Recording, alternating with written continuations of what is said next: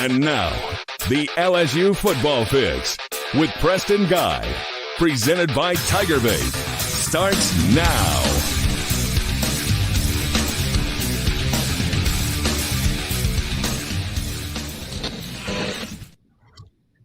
And welcome in. I am Preston Guy, your host, as always, every Monday night at 8 p.m. on the TigerBait YouTube channel. Join with me, as always, is Zack, Nagy, publisher at LSU Country on SportsIllustrated.com. Zack and I have spent a lot of time at LSU practice. As you can see, he's very red. I'm less red. I like to attribute, I wear this really weird Nick Saban hat, and people make fun of me because they think that I associate that with my personality, as most people do associate their clothing with their personality. I, however, just don't. I'm a Caucasian fella. I get burnt easily.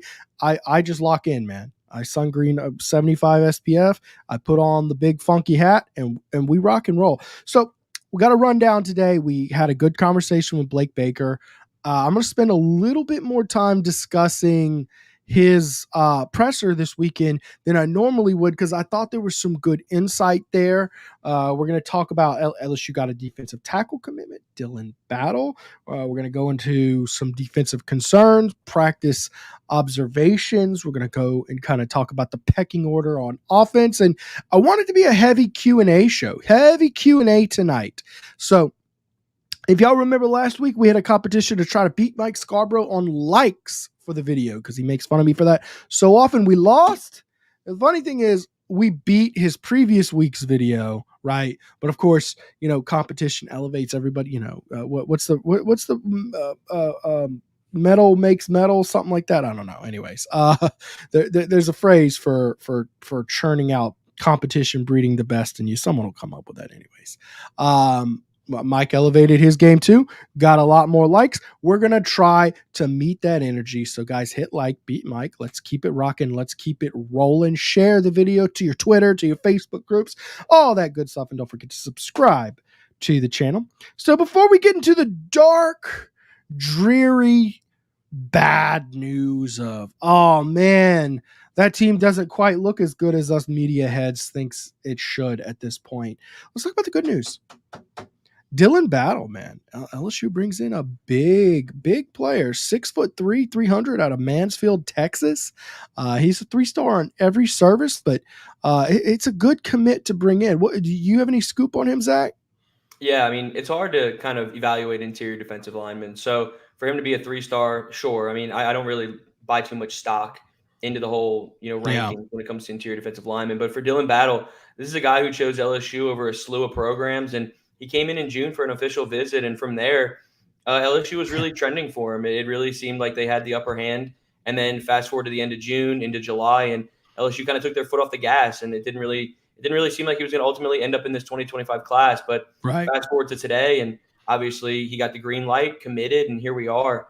Look, he's a 6'3", 300-pounder, and this is a guy who is a tremendous get.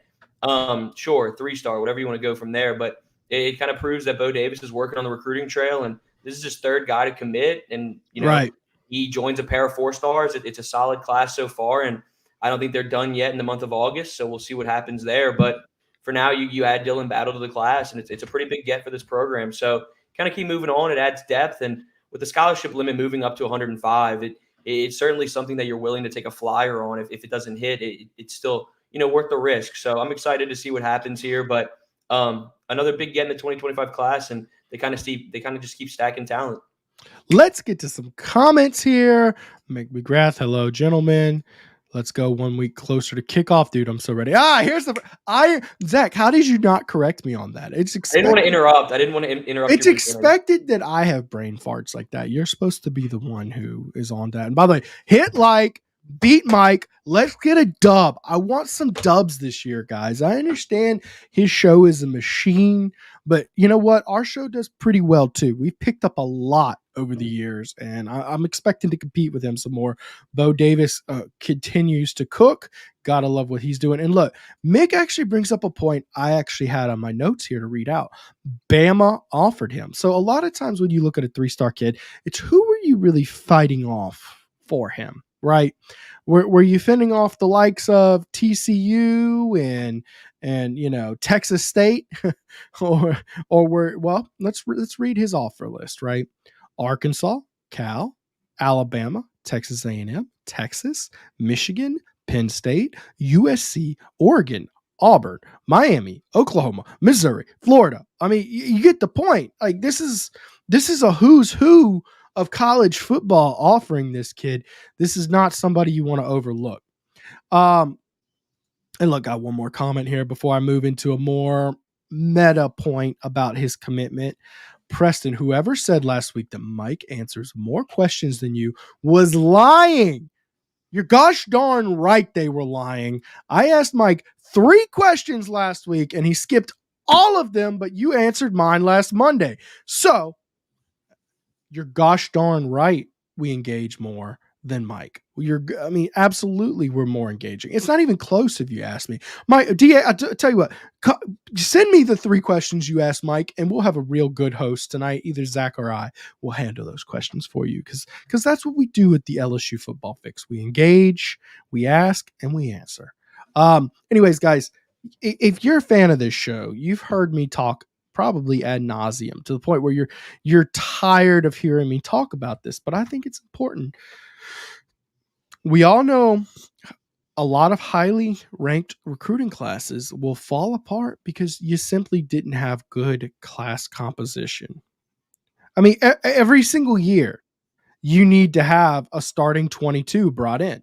That's my opinion, or at least close to it. One of the things I'll say is like, if you didn't bring in 5 offensive linemen, bring in 4.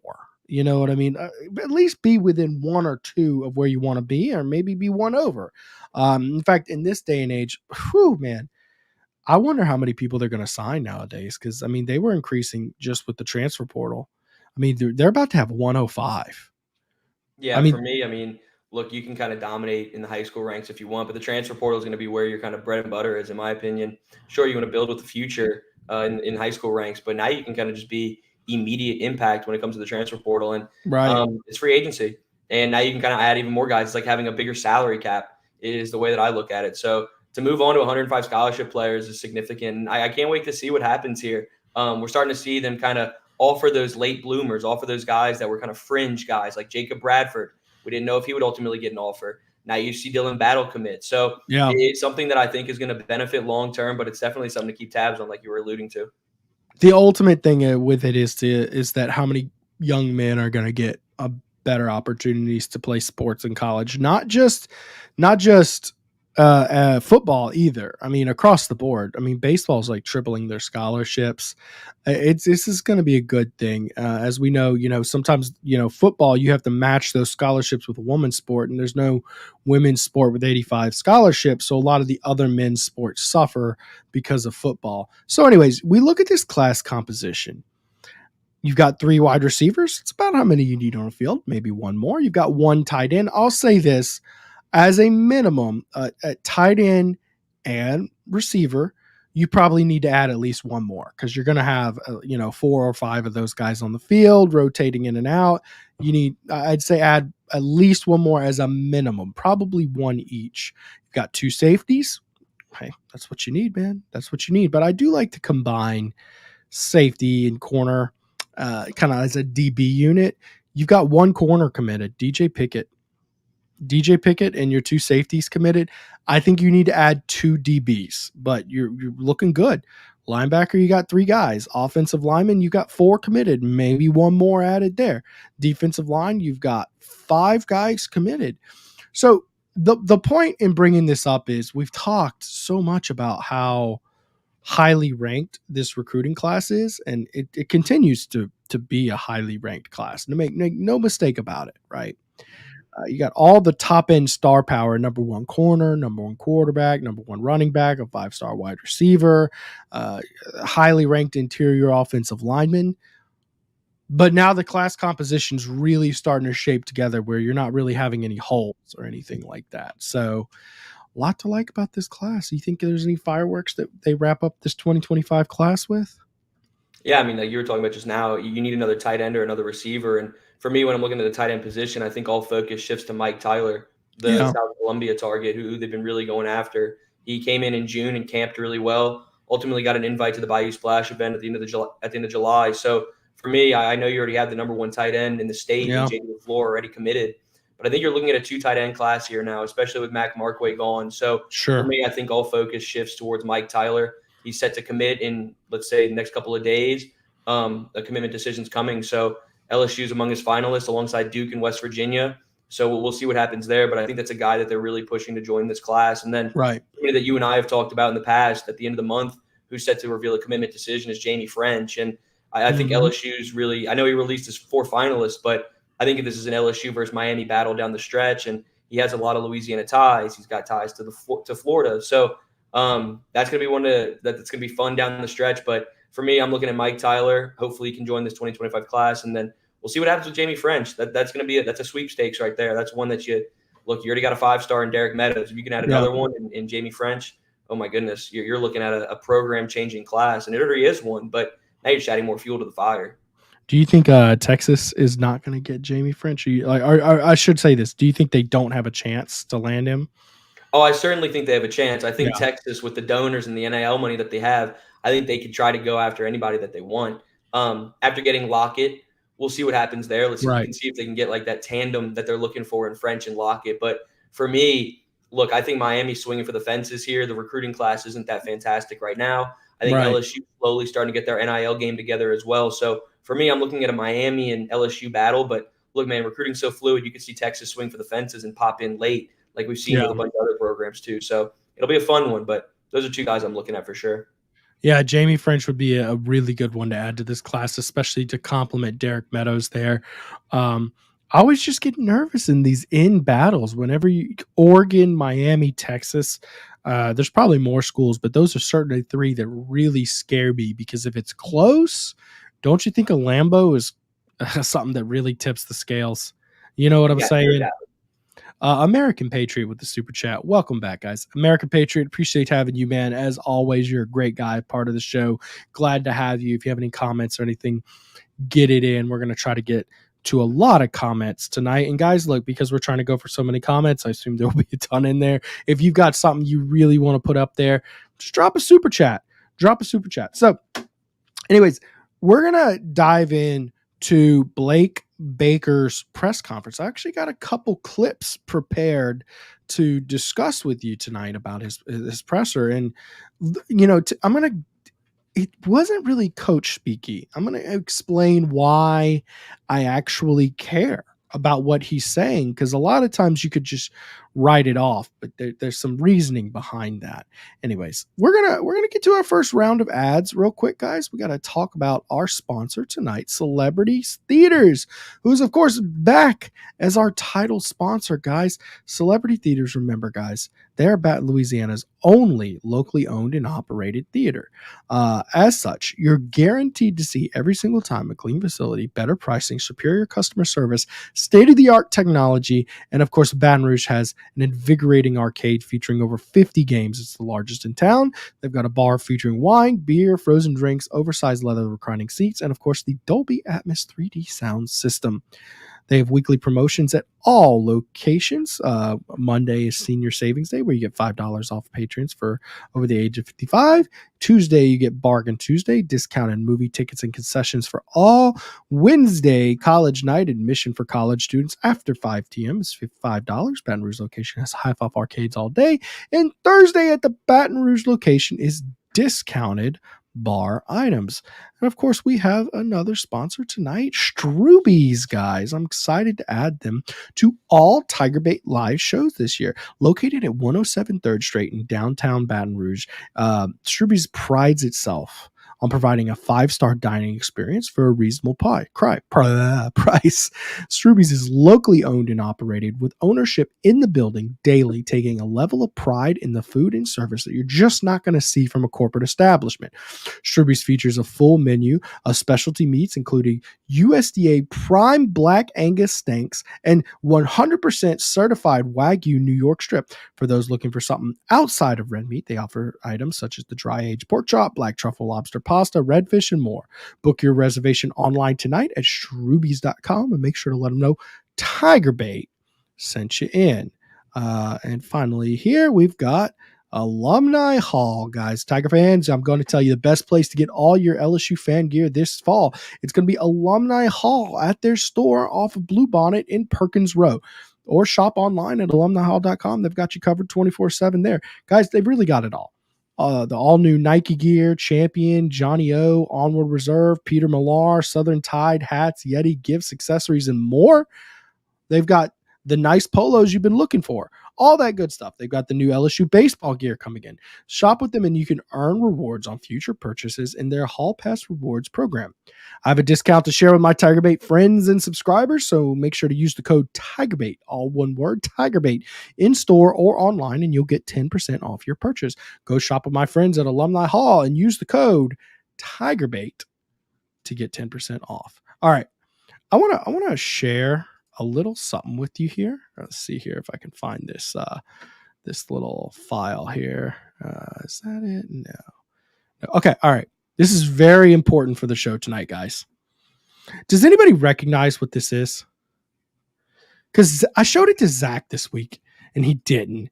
Guys, I found out there's like actually a bunch of guys in the LSU media who don't know what Amart is, an Amart sandwich. So I tweeted out and boom, blows up, 40,000 views, 500 likes. And the general consensus was that if a reporter doesn't know Amart, that people can't trust you. Zack, do you have any response to beat those allegations? I mean, for me, like I've been there before and I've gone with a couple buddies and I've tried the sandwiches. I just personally haven't like gone. I mean, look, I've only lived here for 2 years. So wait. You have had it before. I've been there. I've tried the You've sandwich. Even been in the store. You didn't have someone bring it. I believe it's the Cajun turkey is what everybody kind of like hits on. That's it's my buddy Alex got. So I've tried it before. I've certainly tried it, but no, this isn't one of those things where like, well, we'll shout out Bryce Kuhn here. Bryce has not been there. Hadn't even heard of it. He's like, what is it? American Market? I'm like, bro, it's Amart. Yeah, no, it's right down the road from me too. So no, I drive past it every day. I've been there. I just haven't personally gone there by myself, like going solo to get it. But trust me, I will be there now so that I can clear the allegations and beat them so that I can get that target off my back for sure. That's so funny. That is so funny. You know, good stuff. And look, Stephen Miller, I stopped by Alumni Hall this afternoon. Hell of a collection. Have you ever been in the store? I've been to Alumni Hall. Yeah, it's crazy. It looks like Willy Wonka's Wonderland for an LSU fan. It always just blows my mind how crazy and loaded they are.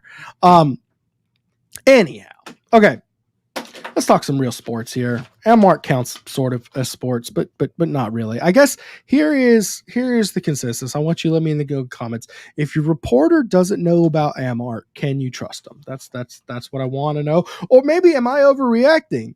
Is Amart not a big deal? You let me know in the comments either way. Okay, so first off, Blake Baker, we got a bunch of exposure to him. Really kind of our biggest exposure we've had since he got the job. You know what stood out? First off, he has a really good energy to him. Did you see the clip of him intercepting that pass? Yeah, I was the one that I put that out initially. Look, he brings the energy every day. He wears cleats to practice every single day. This is a guy who has high intensity. You saw LSU Football posted a clip today of him when he dropped an interception. He dropped down and gave some push-ups. So this is the guy who brings the intensity every single day. It's a whole new look at defense right now. So continue what you're saying, but look, Blake Baker does not shy away from bringing it every single day. So he great energy. Love that he's really high and up like that. In fact, I think remember so it's funny when we watch the scrimmages, guys, they go on the football field opposite of us. It's a giant complex with 4 fields. So we're on the other side of the other field. So a football field is 53 yards wide, right? And if anything happens on the other sideline of the other field, we're at least 120 yards out. So it is very difficult to see anything, but I think we saw an assistant pick it off. I'm wondering if that was Blake Baker, because we all were like, oh, that's a nice catch on the sideline. But anyways, here's the thing. I'm going to play a clip actually from Blake Baker, and then I'm going to explain some insight behind it. So give me 1 second here. Share screen. Let's see here.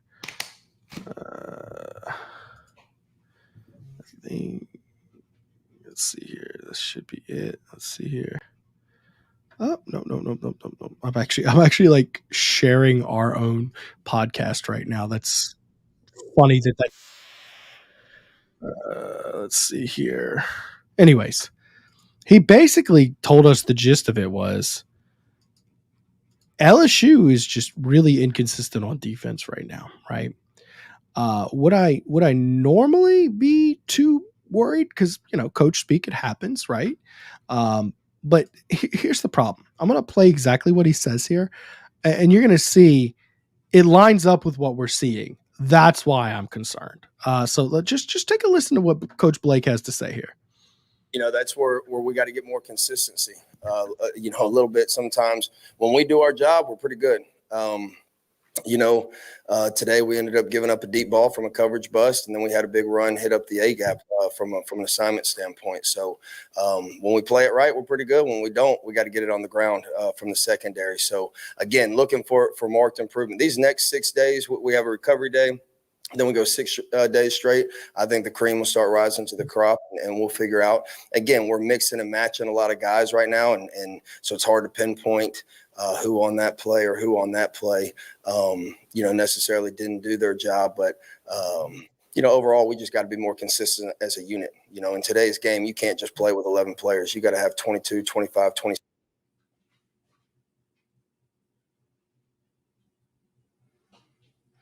Unmute yourself.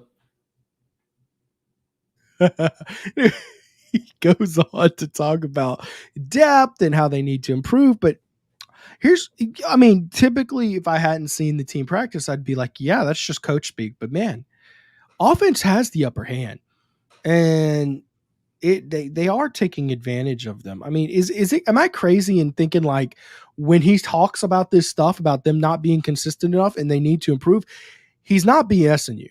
This isn't coach speak. He's not trying to light a fire. He's telling you straight up how it is. Yeah, for me, obviously consistency is going to be this program's best friend. I think it's every program in the SEC's best friend. You can't win unless you're clicking on all cylinders on a routine basis. And when it comes to the LSU defense, these are their first couple of practices as a complete team. In the spring, you had a majority of the guys, but you also had some summer enrollees as well, too. So for me, yes, I certainly could see why people would buy stock into why or as to the problem for the inconsistency that Blake Baker's saying. But for me, I'm not necessarily too worried about it. I saw Saturday, they really started to click on defense. They dominated the 11-on-11 portion. Fast forward to today on Monday, and they dominated the 11-on-11 portion again. We saw Garrett Nussmeier in the offense go 3 for 8. It was a pass only 11-on-11, and they went 4 and out every single time. Let me interject. Dominate on the 11-on-11 person. Did you have like some stats that like, because I saw the offense moving the ball pretty well. Not saying the defense made some plays, no doubt, but that Caleb Williams or Caleb Jackson truck. I thought the offense had the upper hand. What did you show that I'm referencing today? And I know you weren't. I know you weren't there today, but today we really saw just them absolutely dominate right there. They went 4 and out on both possessions. We saw Paris Chan get an interception off of a tip pass. We saw him go 3 for 8 on pass completions, and they were checkdowns to Mason Taylor and Aaron Anderson. So for me, I was really impressed with the defense today. And look, maybe Blake Baker made his inconsistency comments, and it might have lit a fire underneath this defense. And I think today we really saw that shine. And look, in 7-on-7, when Garrett Nussmeier's cooking, you can't deny the fact that he's clicking on all cylinders. But when you look at something like today in 11-on-11 and Saturday as well when it's live, I was really impressed with the defense as a whole. And today specifically, you're starting to see them roll out dime packages. You're starting to see them roll out different schemes. And today was really impressive for me. I really don't think that it can look much better than today solely because of back-to-back 4 and outs. And then when we were walking out, Harold Perkins got a sack on the 9th play. So it was a really impressive performance, obviously. Small sample size. We had Saturday where you and I both kind of sat there and we were like, oh my goodness, Caleb Jackson is absolutely mutilating human beings. We saw Chris Hilton connect on a massive play in 7-on-7. Right. So we've seen a lot of variations here, but for me, I can understand why people are buying stock in the whole inconsistency thing. But for me, look, we're halfway through fall camp, maybe a little bit more than halfway, and it's going to take a little bit more time, and I'm not too worried about it. Would you say it's fair to say this morning they were substantially better than they were on Saturday? I would certainly say they were substantially better today than on Saturday. What was the pit bull to poodle ratio?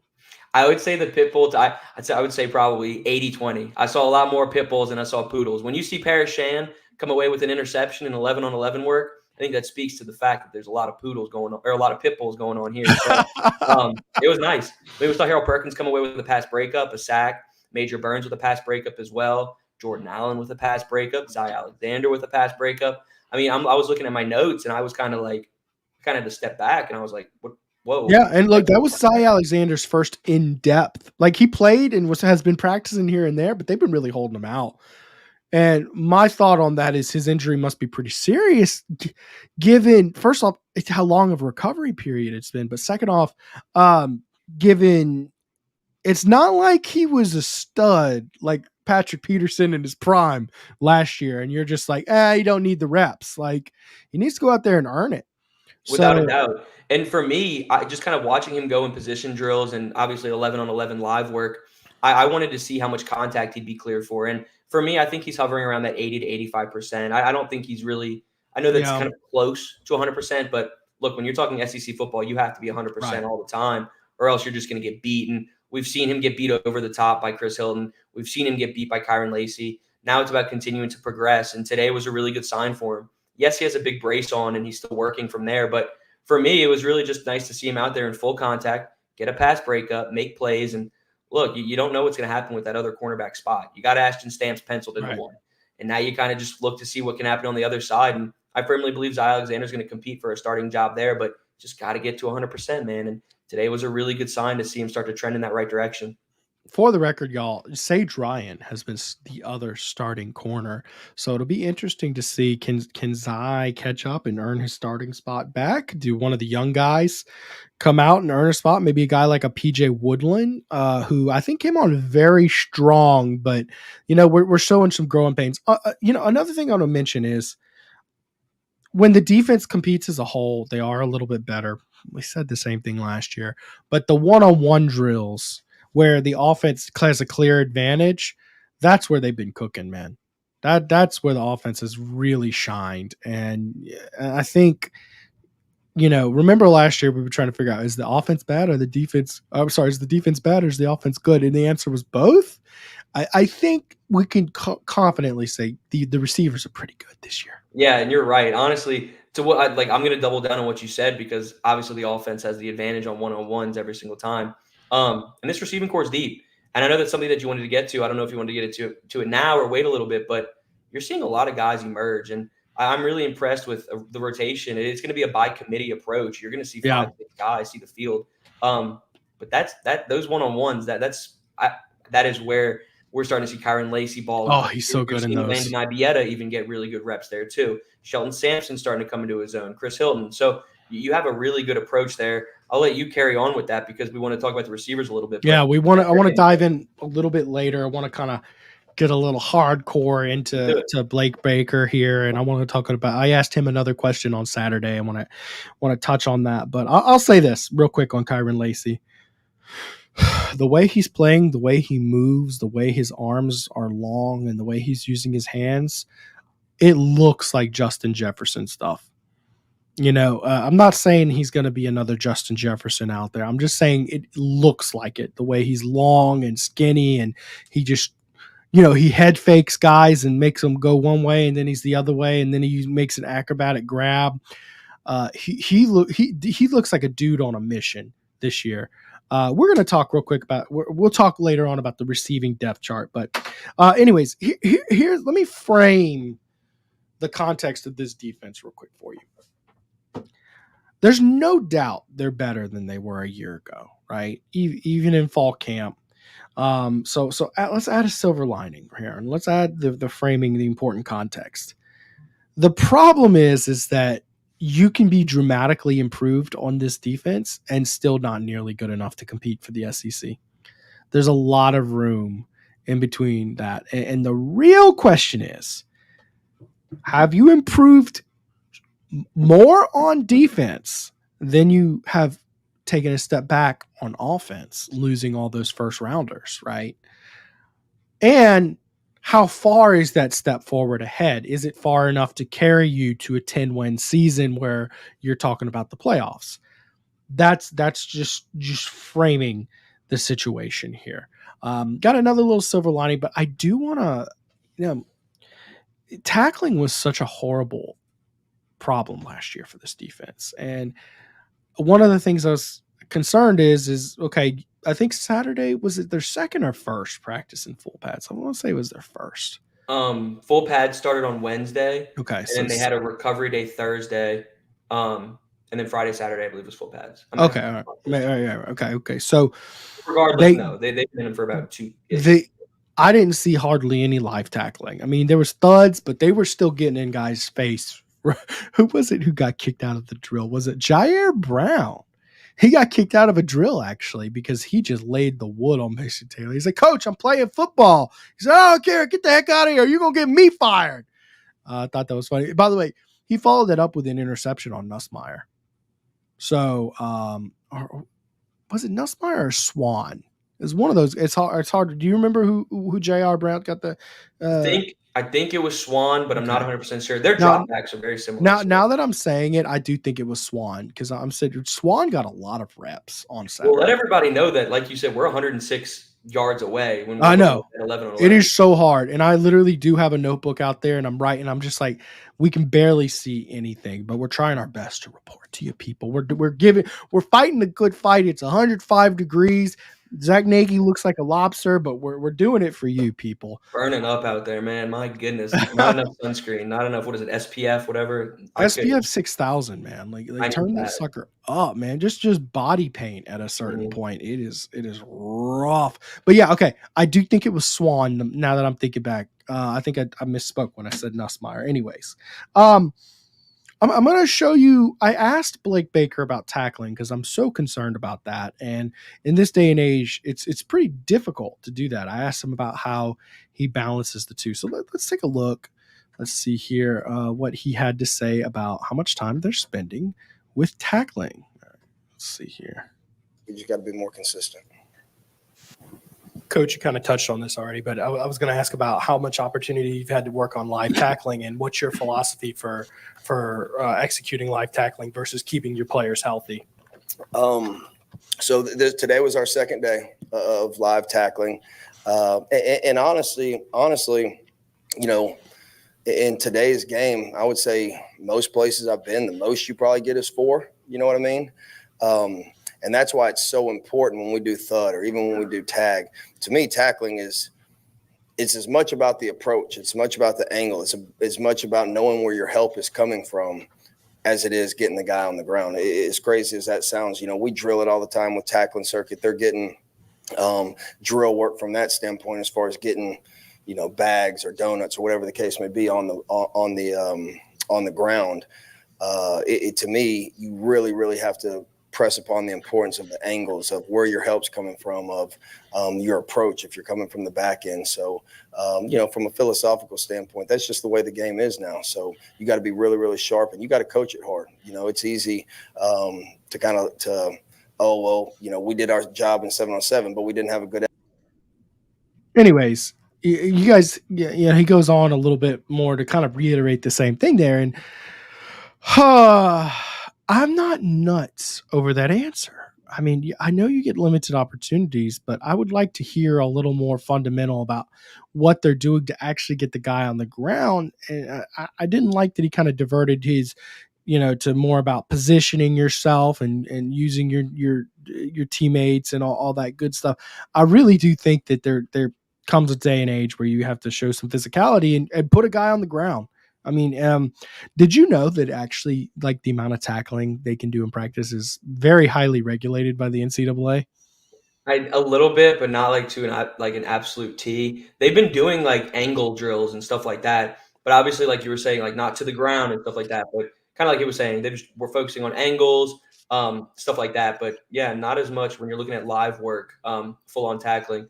Unless you're talking about Caleb Jackson, absolutely overrated. Boy, Caleb Jackson, he took a full tackle and he threw it down. And by the way, that was Whit Weeks he trucked. We could not figure out who it was. Actually, like, we were 106 yards away, and it sounded like a gunshot from 106 It yards did. away. It did. We heard it. We just couldn't really see it, really. I mean, and by the way, Stephen Miller Academy has binoculars on sale every day. Okay, all right. Here's the deal, Stephen Miller. We're 106 yards away, and we're not lifted up. We're standing on like high school bleachers, maybe 3 rows of them, okay? And here's the thing you're missing. There's a line of players in between us and the scrimmage. Binoculars might help a little bit. Sheldon Mickles brought out binoculars. Mm-hmm. Guess what? They didn't help him too much because you can't see through a human being. I mean, there's nothing you could do. It's mostly the obstruction, not necessarily the vantage point or any of that good stuff. So I'm not super nuts about his answer. I did look it up, and there's a lot of regulations. Like you only get, let's see here. I want to say it was like 3 practices a week where you're even allowed full pads, and then there's studs in the rule book and stuff like that. So he's telling you there's 4 practices they get in fall camp where they can tackle, and I'm like, man, as long as I guess that's everybody, but I hope they're getting the most out of it because a lot of these players are returning players. They're the same players on that defense. Greg Penn, he's still out there. Harold Perkins, still out there. Ashton Stamps, still out there. Sage Ryan, guess what? Savion Jones, these are some familiar names. So my point is that you got to use coaching to make those players who weren't playing well a year ago start playing well. Silver lining on the defense, guys. I was thinking about the defense last year, and it seemed like they were bad from the get-go. But man, a big part that could give you hope on this defense is did you ever like tally up how many people were missing from last year's defense? How many? Think about this real quick. Jimmy Lindsey, before the season starts, your defensive line coach is out. You have to go to an interim defensive line coach. Okay. Denver Harris and his chaos, right? Greg Brooks, which a lot of people were kind of like, okay, Greg Brooks was there for the opener and didn't play very well. And they were like, okay, well, yeah, we lost him, but does it matter? Well, here's the deal. He played that game with a brain tumor. You don't think that would impact your play a little bit? I think we never had Greg Brooks last year, and you were relying on him. Perkins went through his position swap madness. Mekhi Wingo ended up hurting his knee and had to miss a bunch of time. You had Zy Alexander with an ACL tear. I mean, you had a lot of rotating shuffle of last year on this defense. And man, I'm just saying a big part of something that could give you some hope for this defense is simply staying healthy. I agree. And like, it also comes down to coaching too. You bring in a revamped staff, and Blake Baker's intensity can't be taught. I mean, it's unbelievable watching him out there every day. Like, everybody gets a chance to see the little snippets on Twitter and stuff, but I mean, Preston and I have had the chance to sit there and see him firsthand, and it's impressive. And it goes down to the other coaches too, like Corey Raymond. He's consistently one-on-one with Ashton Stamps, PJ Woodland.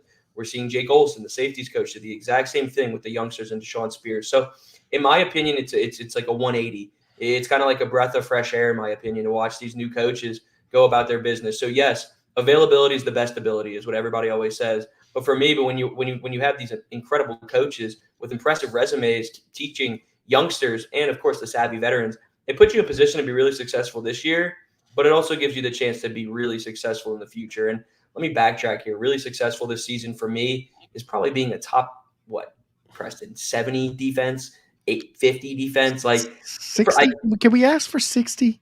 Like 60. We'll meet in the middle, like top 60. Like for me, yeah, that's I mean? a successful season. That's taking that jump that you need to make. So it ultimately comes down to coaching and availability. And I think you're putting yourself in position to at least be like a top 60 defense, like Preston and I were kind of sitting there trying to figure out right there. Yeah, just like good enough to where when you need to stop late, you could get one. Like, Nussmeier scored to take the lead by 2.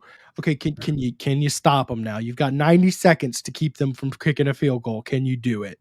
You know what I mean? That's how good I think they need to be. Here's a good question. Amart or Blue Store Wings? Here's the deal, Steven. Amart is sustainable.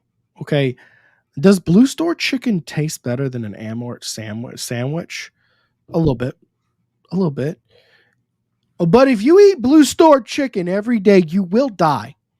I don't know what they put in it. It's incredible. But you cannot eat that every day. An Amart sandwich, I'm convinced you can get one a day and you'll survive. You'll be healthy, in fact. I mean, it's lean turkey. Good. Look, you'll be fine. You cannot do the same with Blue Store chicken. So it's like comparing ice cream to steak. Just not doing it. Jonah Williams, 5-star safety out of Texas. What's your vibe on him, man? And he commits at the end of this month. Do I remember that right? I'm going off the top of my head. Yeah, Jonah Williams is going to make his commitment decision on August 24th.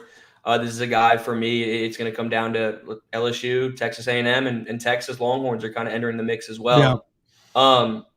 It's hard to get a read. He's gone 0 dark 30 now, so he's kind of quiet and mum on the subject. Right. We've seen people predict LSU get it. We've seen people predict Texas A&M. We've seen people predict, or we've seen so many all across the board. This is one that is really, it's nice. It's like an old age recruiting. You don't know what's going to happen here. We'll see in the next couple of weeks. I'm going to check in with some people and see what can happen there. Right. But Jonah Williams is a guy who's a generational talent. And I'm not just talking about on the football field. This is a guy who's a fantastic baseball player too. He's a 2-sport athlete, and Jay Johnson's gone in home and done a visit with him as well. So Jay Johnson and the baseball program are swinging for the fences, quite literally, for Jonah Williams. So August 24th, we'll have that answer. But for me, it's between LSU and A&M. There was a while back where if he had showed up to the Bayou Splash, my gut would have told me he's coming to LSU because the combined prowess of LSU's baseball program and LSU's football program. I thought that LSU had a real chance. When he did a no-show for that Bayou Splash, I began to get nervous. Let me tell you this. You know how like they have like predictions on recruiting services for guys? There are predictions for Oklahoma, Texas A&M, Oregon, and LSU for this guy. So that just tells you. Those predictions have been all across the board. The most recent one that we saw was from Billy Embody of On 3. Yeah. And we'll see what happens there. Obviously, Billy's one of the best in the business. So yeah, we'll see what happens here. But this is a guy who's fantastic. We'll see what happens down the stretch. We're about 2 weeks out now from a commitment decision. I do have to give Billy a shout out. I had a story on Dilan Battle a while ago, and he caught something that was awry on it and helped me straighten it out. So solid guy over there, man. Appreciate him a lot.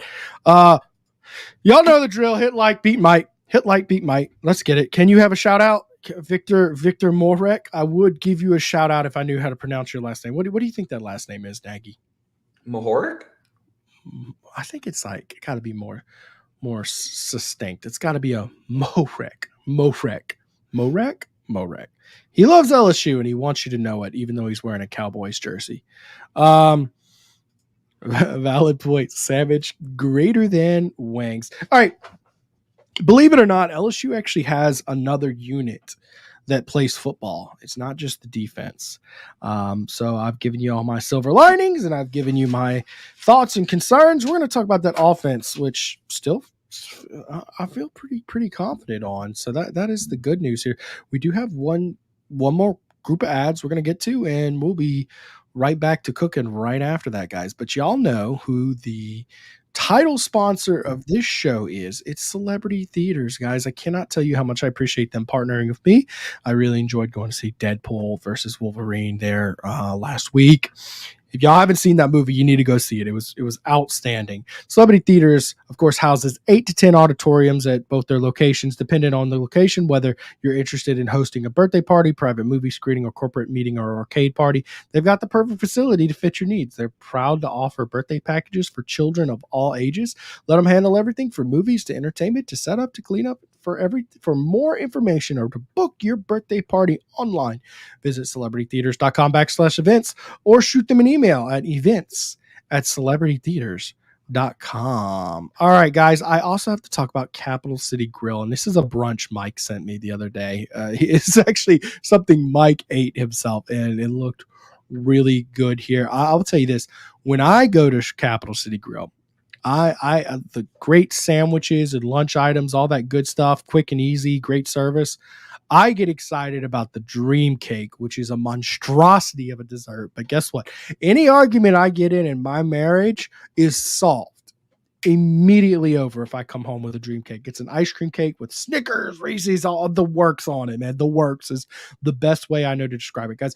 One thing we try to do with all of our TigerBait sponsors is partner with locally owned businesses we've experienced firsthand, and we know that we can endorse to provide an outstanding experience for our listeners. That's exactly what you get with Capital City Grill. I know it because I've been there, I've experienced it, I loved it, and I've loved it long before they were a sponsor of this show. This football season, we're so proud to add Capital City Grill to our lineup. Located at 100 Lafayette Street in downtown Baton Rouge, Capital City Grill is your ideal lunch and dinner stop for your casual dining experience. Capital City Grill offers a variety of sandwiches, burgers, sauce, seafoods, pastas, steaks, with almost everything priced $30 or below for an affordable experience. In this economy, guys, don't overlook that, okay? Don't forget to celebrate a Tigers win at their Sunday morning brunch, 11 a.m. to 2 p.m. Book your reservation online at capitalcitygrill.net. Make sure to let them know TigerBait sent you in. And of course, guys, we got one more spot here from our friends at Genesis of Lafayette, and then we're gonna get rocking and rolling here, guys. Got a brand new attitude, like bing bang boom on a pink balloon. Like I just do what I wanna do, like ooh, ooh, brand new.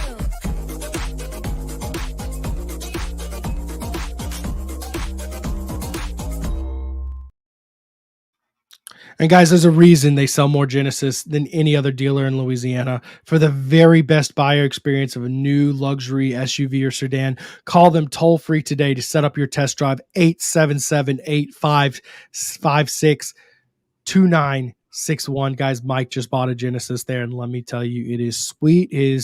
His girlfriend, fiance, I don't know what she is at this point, but they're pretty close to getting married. If not, Joby is a happy lady driving around in her Genesis. Let's see here. Pete, did you simple country lawyer Larry Guy, did you see that hit Buddy put on Mike this morning? Of course, they're talking about the practice report. And look, Mike even chimes in. We got Mike. That's my dad, by the way, guys. Got Mike chiming in. I was wearing roller skates. The only reason he moved me. That's a funny exchange there. I did see the hit. My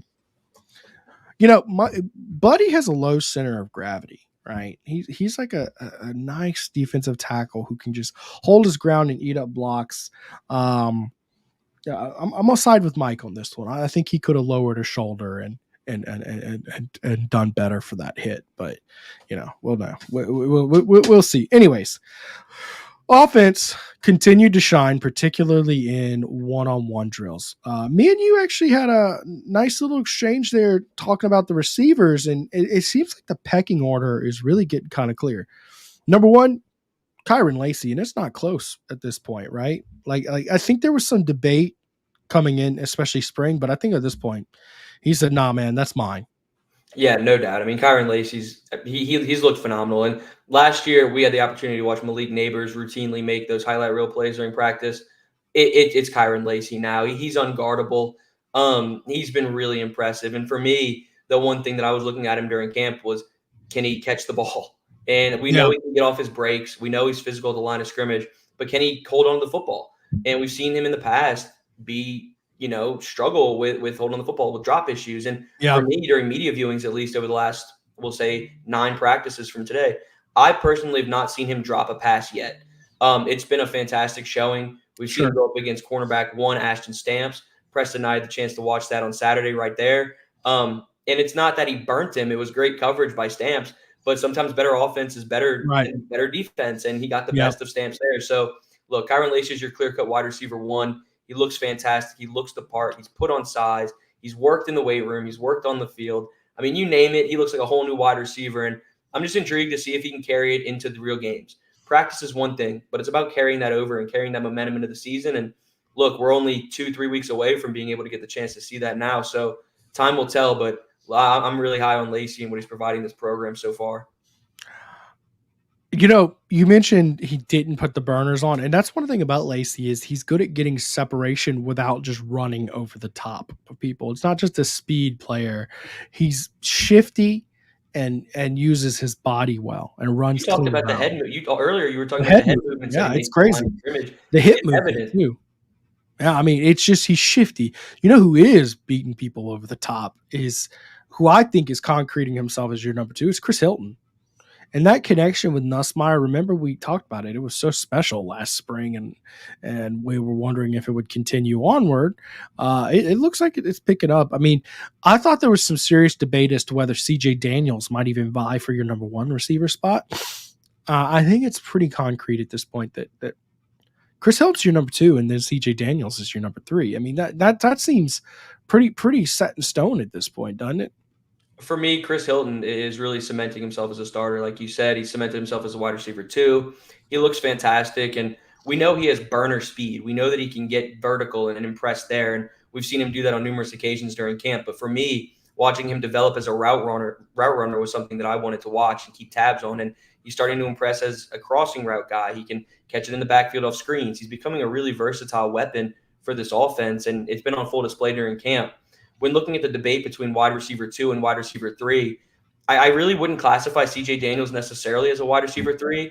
It's really just your wide receiver 2A, 2B. And I know that's kind of cliche to say, but CJ Daniels has really shined over the last couple of days in open space. It's really evident that he's going to be a lethal weapon with the ball in his hands. But kind of just pinpointing on Chris Hilton here, when he's healthy, he's phenomenal. And he came to Baton Rouge the same year as Garrett Nussmeier. They have that rapport. They have that, kind of chemistry. We've seen them run with the 2s time in and time again, but now it's kind of, this is your time. This is your moment. It's their kind of quote unquote money year. So I've seen a lot from Chris Hilton, and now it's about piecing it together in game situations, and he looks fantastic. I agree, and I think he is a different option. He's a different weapon, and Chris CJ Daniels, they love using him underneath for like a jailbreak screen type situation or a drag route thing. They love to get him in space, moving with the ball. He's very fluid. He's really good at catching the ball and running with it at full speed. So a lot to like there. Now here's the big question. Here's your die roll. Once you're done with your top 3 receiver, who's going to be your number 4 receiver? Because I'm going to be honest, with the tight end room looking the way it is, right, where they have 3 tight ends they want to get the ball to this year effectively, I don't know that the guy past number 4 registers any real stats. I think it's going to be your top 3 get a lot, and your 4th is going to get some love. And then after 4, I think it's going to be a big drop off based on what we're seeing with those tight ends. It could be a lot of guys. That's the one that was really wide open, and I think it's an important battle. If you had to put your money on one, who would you? It's tough to say. I mean, Xavier Thomas is still kind of working back. Xavier Thomas is working back from a hamstring injury, and we're looking at him trying to get back into the mix. For me, I've seen a lot from Aaron Anderson. I know there's a lot of concerns about that knee and if he can kind of get that twitchiness and athleticism back. But I've seen a lot of him, and I've seen him impress over the last 3 practices. It seems like every day now I'm sitting back and saying, well, this was his best practice. This was his best practice. It keeps going on and on. For me, I wouldn't necessarily say Aaron Anderson, but I don't really think there's going to be a true 4. I think you're going to see 4, 5, and 6 really take on some decent reps of their own, whether that's Xavier Thomas, Aaron Anderson, Shelton Sampson, who's a lot of, we got to keep tabs on Shelton Sampson. This is a guy who's finally starting to break out of his shell a little bit. He showed it on day 1 with those contested catches, but missed the next practice or 2 with kind of just precautionary reasons because he hit his head. He's starting to emerge. So I think 4, 5, and 6, you have Xavier Thomas, Aaron Anderson, Shelton Sampson. You got some dudes there. I wouldn't say there's necessarily going to be a clear-cut 4. I think it's situational. You put them in whenever you need them. So I've been intrigued with that second unit, not to mention Kyle Parker as well. So you got 7 receivers who are more than capable of stepping in and taking on key reps.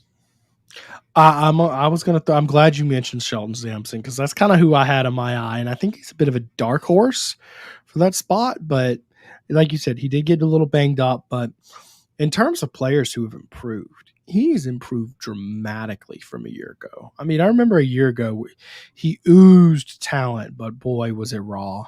It was so raw, and Coach Hankton's really gone to work with him.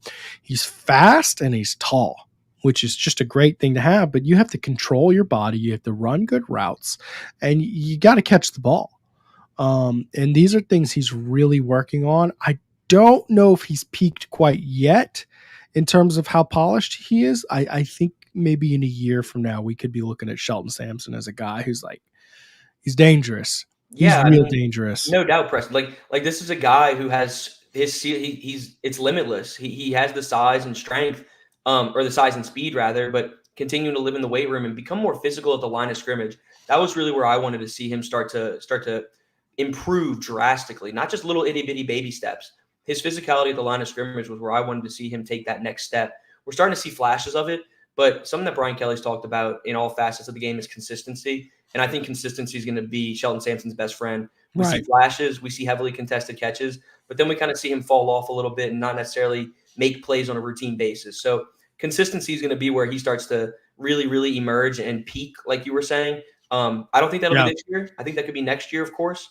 But look, he's got the time. He's got a little bit of time, and he's really taking a nice step heading into year 2. Let's put it like this.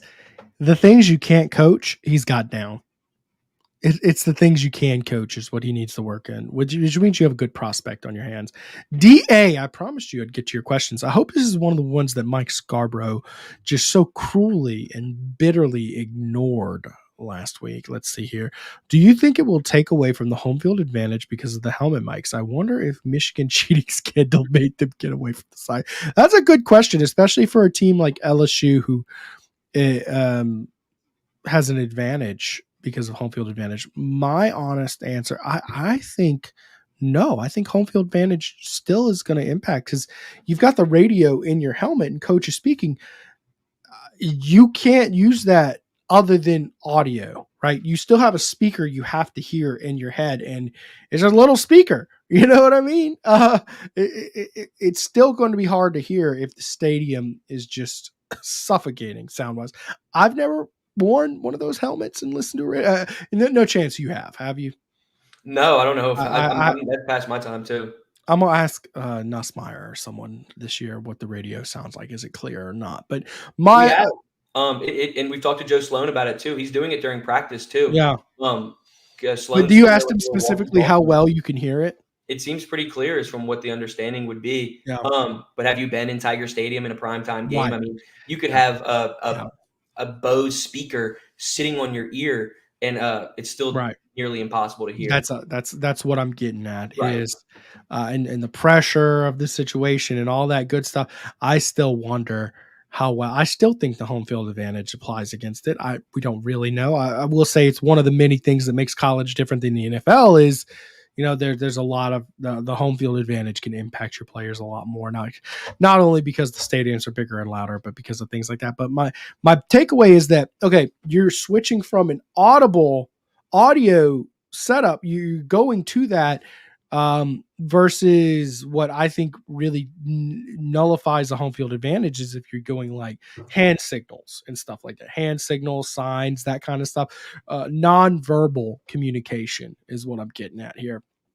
That's where the home field advantage is really taken away. I don't think the radio and helmets is going to impact it the same way. And by the way, the quarterback can hear the call, right?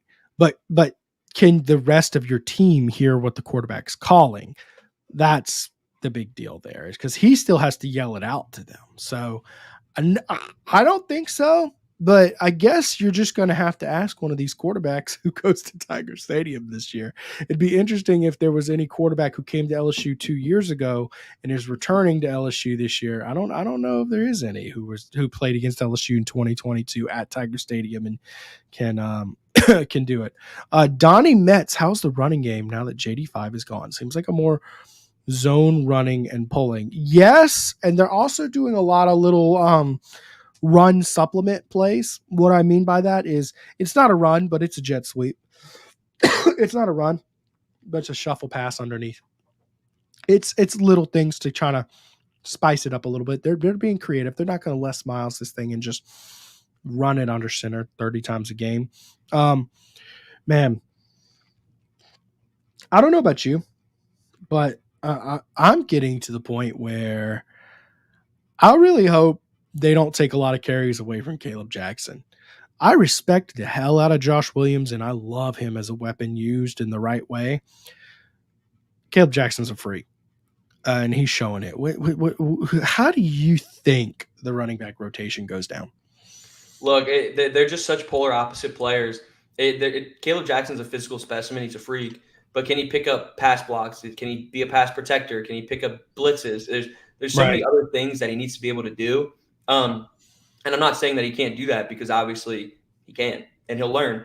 And one thing that you were talking about earlier is like having the physical traits, the things that are uncoachable.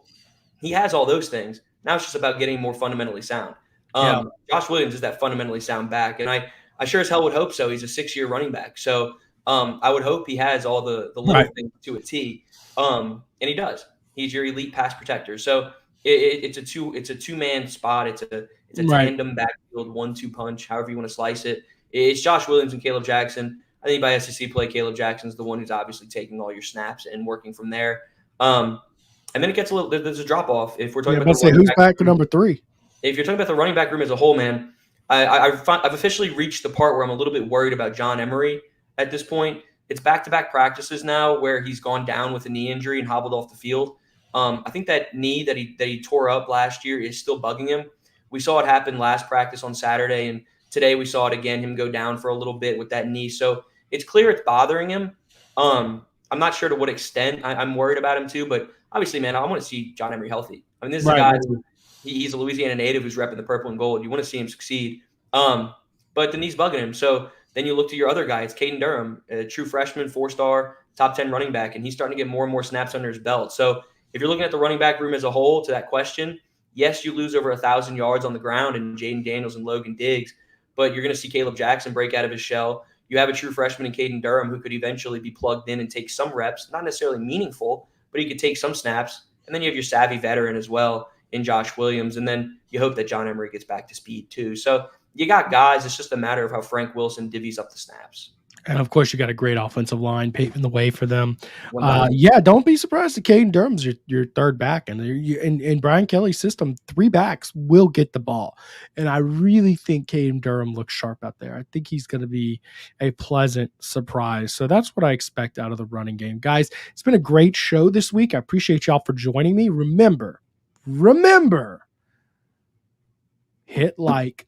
Beat Mike. Let's give me some likes here. We got 200 last week. Let's see if we can top it this week and finally give Mike Scarborough the L he deserves. Appreciate y'all for watching. Y'all make sure to go follow Zack on Twitter at ZNagy20. He, of course, puts all his work out there for LSU Country on Sports Illustrated. You can follow me at PGuy77 on Twitter for all the unserious and serious content I get to out there. And guys, make sure you follow TigerBait.com. You can subscribe for our premium program. Give it a try for $1.